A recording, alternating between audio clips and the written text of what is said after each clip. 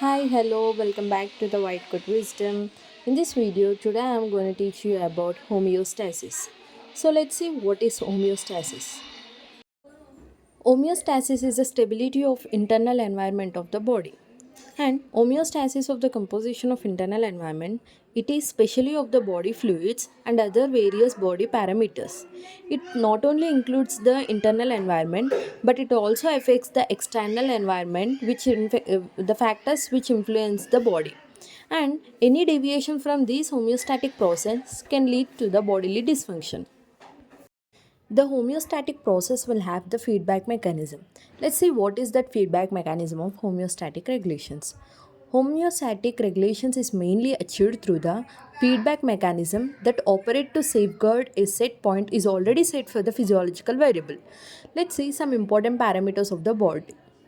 So here plasma pH, it will have the normal range, that is a set point which is 7.35 to 7.45, and the plasma potassium levels are 3.5 to 5, and the body temperature is 97 to 98.8 percentage, and the plasma sodium levels are 135 to 46 in normal range, and body glucose was 60 to 69.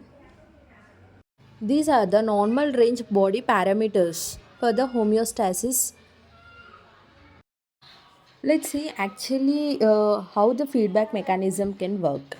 If we get any disturbances in our body, either it's due to the bleeding or increase in temperature or decrease in temperature, in any scenario in our body, if we get any disturbances, the stimulus or stress occurs, it will cause the disturbances in our body, and that results in the change in variable. That change in variable is detected by the feedback mechanism, which is the mechanism of homeostasis, and after detection of that, it will activate the feedback mechanism, and that results in the responses, either it inhibition or stimulation of the variable, and that may result in return to the homeostasis. But in case of failure of this feedback mechanism, it can be leads to the dysfunction of the body. Now let's see the types of feedback regulation. There are two types. Those are negative feedback mechanism and the positive feedback mechanism. Negative feedback mechanism. When the variable is raised above the set point, the negative feedback mechanism triggers the process, and that result in inhibit the formation of that variable. And in another cases, when the variable is lowered below the set point, the negative feedback system withdraws the inhibition to allow the prediction of that variable. Components of the negative feedback system. There are three main components. Those are sensor, control center, and the effector. Here you can see that how actually the negative feedback system works. Here you can see that if any disruption of homeostasis, that is detected by the sensor, which generate the input signals, and that will send to the control center. So it will from their control system, the commands are given to the effector. Effector is a mediate responses that results in the return back of homeostasis. The sensors contains receptors that monitor the change of variable and provide signals to the control center. Here you can see that carotid sinus and the aortic arch are examples of sensor. These blood vessels will contain the baroreceptors in their walls, and that will detect the change in pressure that send the signals to the control center, which is medullary cardiovascular center present in the brain. The next one is a control center. These control centers are located in the CNS, especially in the brain. Example for the control centers are medulla and hypothalamus.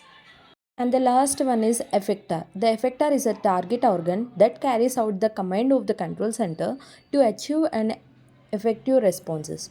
Examples of the effectors are the blood vessels and heart are the target organs in the case of the blood pressure regulation. Let's see the examples of negative feedback mechanism. Here we have two scenarios. One is when body temperature increases, and another one is when body temperature decreases. So let's see the first one.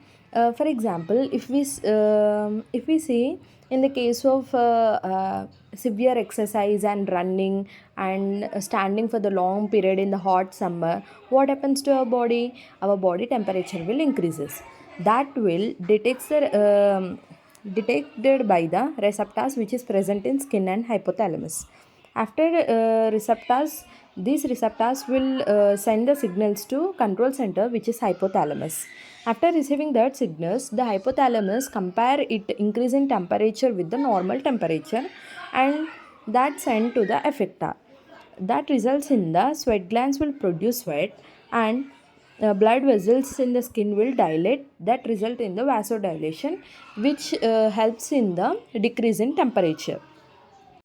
That finally result in the sweat evaporates and cools down the body.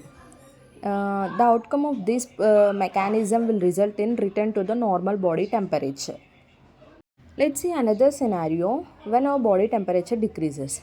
If we see that, for example, if we present in a very cold areas where the temperature is very low, so what happens to our body? Our body temperature will fall to the below normal temperature.